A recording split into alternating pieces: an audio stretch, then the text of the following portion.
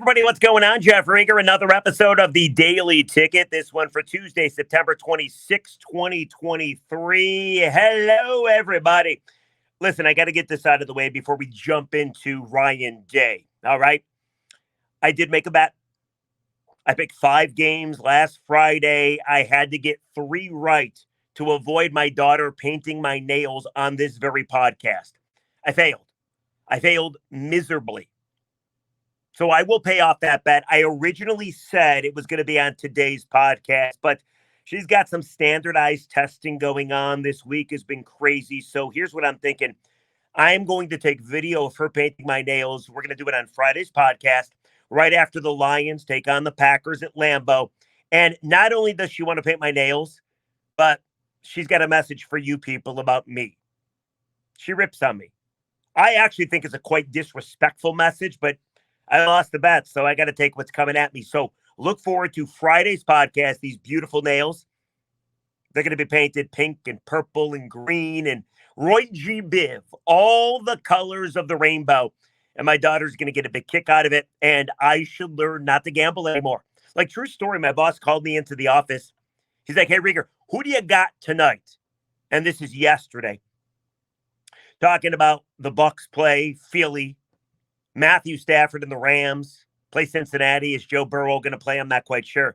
He's like, I want to know who you got, and I'm going to take exactly the opposite of who you say because you're horrendous at this. And I'm like, dude, tell me something I don't know. I mean, absolutely horrendous. It has not been good gambling for Jeff Rieger, myself. I just talked about myself in the third person. I never do that. But it hasn't been good recently. But, you know, good gamblers, they don't stop gambling. They just continue, right? Until they win. So that could be today or tomorrow or the next day. But we move on. So Friday, the nails, we'll do it then. All right? Fair? Fair. Cool. Now let's get to the meat of this program because I've been waiting a couple days to talk about it. I knew yesterday I had to talk about the Lions because they had the big win against the Atlanta Falcons. But I've been thinking about talking about Ryan Day. Because, my goodness, is it funny? Did you happen to catch the post game on Saturday night? You had Notre Dame hosting Ohio State. Ohio State pulls it out at the very end. They scored with 1 second left on the clock. And then Ryan Day went insane. Went absolutely insane on the on-field interview. And then he continued it into his post-game presser as well. I have the audio for you. In fact, I got some audio clips that I want to draw up a narrative for you. But before we do any of that, let me just kind of tell you what's going on, okay? So it was Notre Dame, Ohio State, the biggest game of the season so far, unless you're going to count Texas, Alabama as the biggest game. It was a great game. It was an awesome game. And the greatest thing about it is I hate both those teams, so I knew somebody would lose that I hated. So that made me feel very good. But Notre Dame, if we're being completely honest, gave the Buckeyes the win. For some reason or another, Ryan Day on 4th and inches with about 4 minutes left to go in the game decided to call a jet sweep on 4th and inches. It failed spectacularly. It was really a bad call. Next thing you know, Irish get the ball, 4:12 remaining in the game. They had a chance to salt it away, but for some reason or another, and I don't know why, they started throwing the ball. They had 7 offensive plays. They got 1 first down. They threw the ball twice in 7 plays. They got the clock down to 1:26. Had to punt it away. Buckeyes took over at 1:25. Ohio State then proceeded to put together a very nice drive. 15 plays, 68 yards, scored a touchdown with a second left. Their quarterback, their freshman quarterback, very impressive. Ripped the hearts out of Irish fans everywhere. That little leprechaun that runs around, he was not very happy not doing push-ups there. And the Buckeyes win the biggest game of the season. Like a huge game. A massive game. And then the craziness, then the weirdness happened. Like Ryan Day is already kind of a weird guy. He wants you to believe that he's tough and his team is tough. He's got that jet black beard. Makes him look tough. You think he dyes it? I have no idea. I'm asking. If you know, let me know. Comment section below, please. I think he might, though. I'm not accusing him of it, though. Maybe a little just for men? Jet black? I don't know. Anyway, Ryan Day in the TV interview after the Buckeyes win the football game went insane. Take a listen to what he said. Coach, you knew this one wasn't going to be easy, but it came down to the wire. And what can you say about the performance from your quarterback, Kyle McCord, to finish that drive? Toughness, that's it. Physicality, across the board, finish it off, having guts. You know, like, I like to know where Lou Holtz is right now. What he said about our team, I cannot believe. This is a tough team right here. We're proud to be from Ohio, and it's always been Ohio against the world, and it'll continue to be Ohio against the world. But I'll tell you what, I love those kids, and we got a tough team. What did they prove to you tonight in this victory that you'll take away and run with? Toughness. Everybody's questioning these kids all the time. We had one bad half the last couple years. That's it. Everybody wants to question these guys. These guys are warriors right here. To come back and win, this kid right here to come back in the second half and win, I'm emotional about this for a reason. A lot of people question these kids and say a lot of things about them. I love them. When someone attacks your family, to come in and win like this is special. It's a great win for our program and a great win for Ohio State. Coach, you knew this one wasn't going to be easy, but it came down to the wire. And what can you say about the performance from your quarterback, Kyle McCord?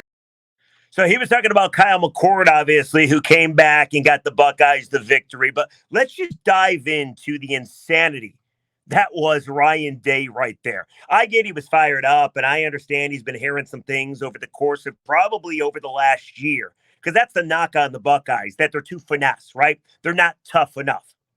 But let's get into it. He first talked about Ohio against the world. Oh, yeah, you got it so tough, Ryan Day.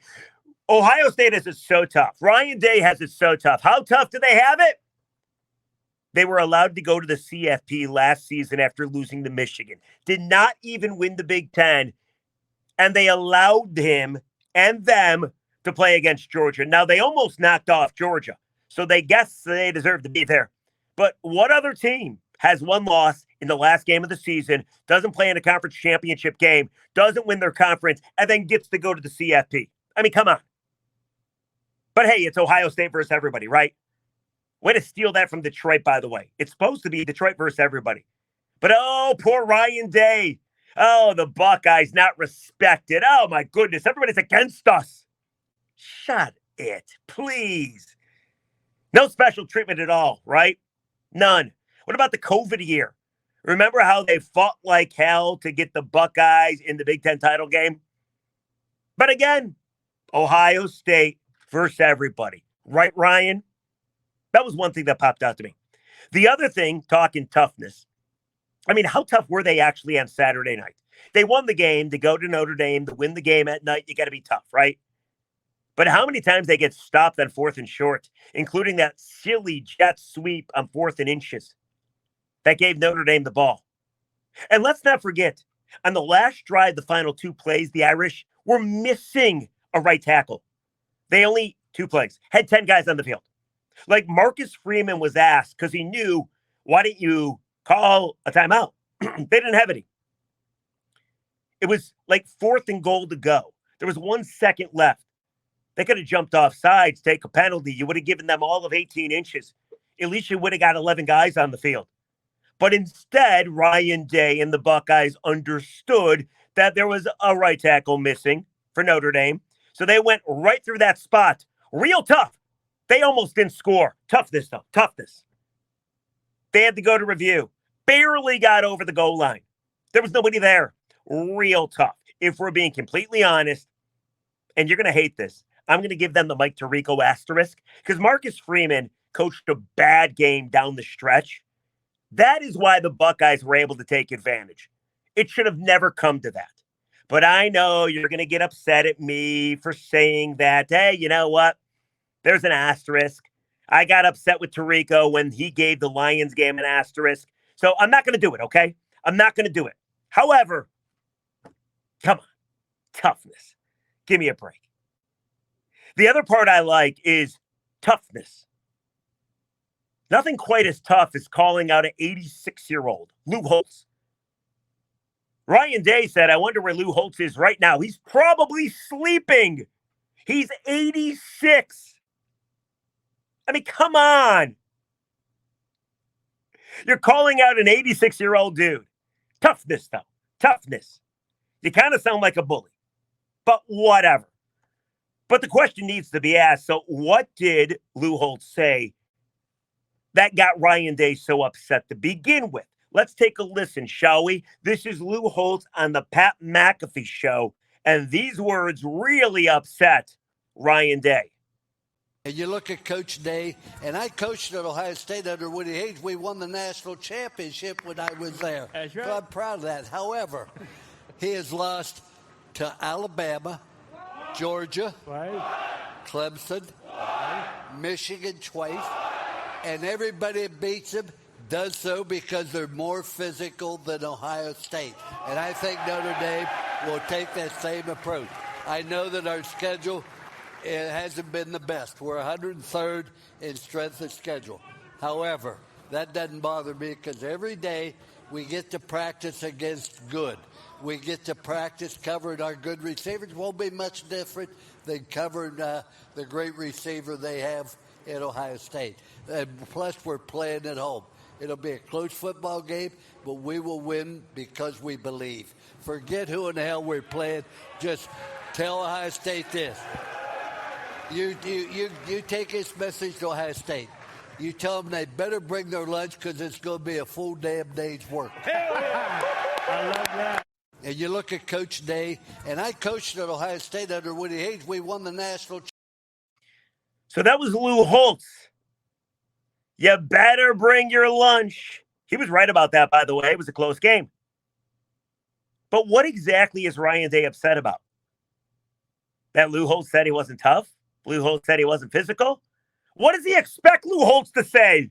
Lou Holtz is essentially the leprechaun for Notre Dame. He's just not doing push-ups. I'm sorry, did you interview Lou Holtz and did you expect him to say, oh, yeah, I think the Buckeyes are going to kick our ass? Lou Holtz goes on the Pat McAfee Show, and it's a propaganda machine. Of course he's going to root for Notre Dame. Of course he's going to say good things about Notre Dame. In the process, he's going to rip the Buckeyes. And this is what Ryan Day is upset about. This is what Ryan Day has allowed to consume him. It's ridiculous, isn't it? But there's more because we know what this is all about, guys. We know what this is all about. You heard Ryan Day on the field say we had one bad half. One bad half. What was that bad half? I have that answer for you as well. Let's take a listen, shall we? You know, I'm really upset and disrespected by what Lou Holtz said publicly about our team and Ohio State and Buckeye Nation. And we're not going to stand for that. That's not even close to true. We had one bad half a couple years ago up in Ann Arbor. We did in the second half. But every game we play in, we're physical. We are. I don't know where that narrative comes from, but that ends tonight. This team right here showed toughness. They showed grit. They didn't give up, and they found a way to get that last yard. You know, I'm really upset and disrespected by what Lou Holtz said publicly about. Okay, so Ryan Day's upset, right? Doesn't know where that narrative comes from. I get why he's upset. But let's not lie, Ryan. You had one bad half against Michigan. You said that was in Ann Arbor, right? Was that the half you got outscored 28-14? Or what about the half in Columbus last year where you got outscored in the second half 28-3? Which one was it, Ryan? Was it one bad half or was it two bad halves? But what the hell is Ryan Day actually upset about? He's 49-6 at Ohio State. Those games that Lou Holtz mentioned were usually in the college football playoff, meaning he was good enough to get there, and those games were actually pretty close. Ryan Day has had a brilliant career. He doesn't have to prove anything to anybody, and I have no idea why he's bothered what Lou Holtz says or by what Lou Holtz says. Actually, yes, I do. Because it has nothing to do with Lou Holtz and everything to do about Michigan. It's got everything to do about Michigan. And he said it right there. Ryan Day is allowing Jim Harbaugh and the Michigan Wolverines to live in his head rent-free. That's exactly what's going on. Think about it. Before Ryan Day got to Columbus, Urban Meyer went 7-0 against Michigan. So no matter how many CFP games you win or almost win, even if you try to get a national title, none of it matters unless you beat the Wolverines. And Ryan Day is 1-2 against the Wolverines. And then take it a step further. Take it a step further, shall we? You think Ryan Day is a little freaking annoyed that he just went on the road and beat a ranked team in Notre Dame in a tough place to play in front of touchdown Jesus at night, and he's still ranked 4th, 2 spots behind Michigan? Michigan didn't play anybody. Michigan's played nobody, and they don't lose their ranking. Not only haven't they played anybody, they haven't really looked good against anybody either, or at least not as good as they should look. Ryan Day is obsessed with Michigan. Obsessed. Like, how do you think he feels? The narrative, he says, where's the narrative come from? The narrative came because he can't beat Michigan. How many times have you heard it? Ohio State's got a good team. They are performing and set up to beat anybody in the country, except for Michigan. Michigan is set up to beat Ohio State. That's got to drive him freaking bonkers. That has to drive him nuts. So, yes, he's not mad at Lou Holtz, I wouldn't think. It's bad form to go after an 86-year-old, I would think. I wouldn't do that. He's upset because the nation doesn't think he can beat the Wolverines. And all anybody in Columbus gives a damn about is beating the Wolverines. They're insane over there. They cross out all the M's. Ryan Day can't win that game. Ryan Day probably thinks if he doesn't win it this year, games at Michigan, that maybe he gets fired. Now, that would be insane because he's a good coach and he's had great success. But if you can't beat the Wolverines, then how good really are you to Ohio State?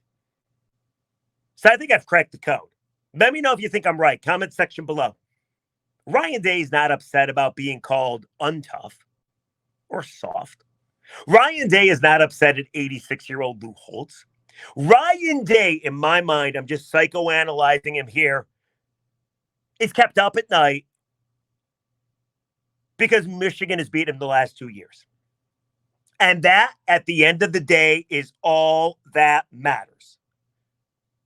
I think I did my best, Columbo. I gave you audio. I backed it up with facts.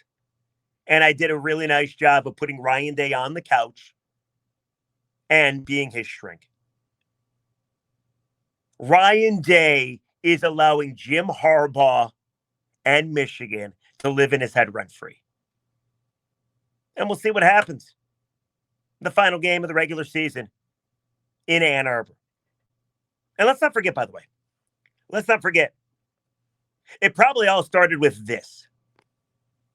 Sometimes people that are standing on third base think they hit a triple, but they didn't. Sometimes people that are standing on third base think they hit a triple, but they didn't. Sometimes people that... I decided to play it twice because I'm not quite sure how to stop this machine, and furthermore, it's that good. So comment section below.